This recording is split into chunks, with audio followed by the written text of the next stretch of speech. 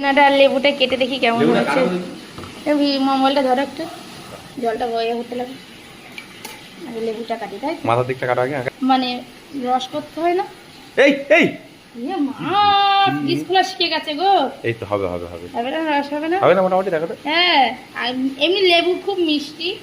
মিথ্যে কথা বলে লাভ বেদানাগুলো নেই। তো সাদা সাদা কিন্তু ভালো রস হয়, ভালো মিষ্টিও হয়। রস মিষ্টি। দেখ ধরেছে তো। হুম। বেদানাটা কেমন? আর অবস্থা দেখো ফ্রিজ চুরিতে। দেখো দেখি দেখি। ভালোই রস বেদানা হয়েছে।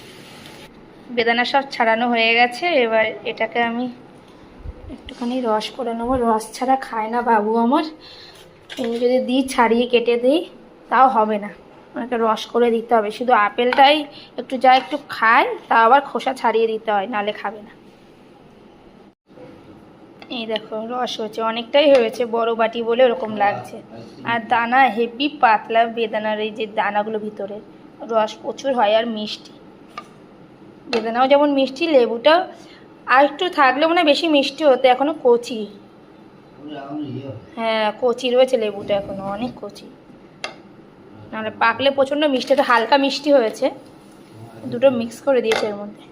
এবার গ্লাসে ঢেলে নেবো।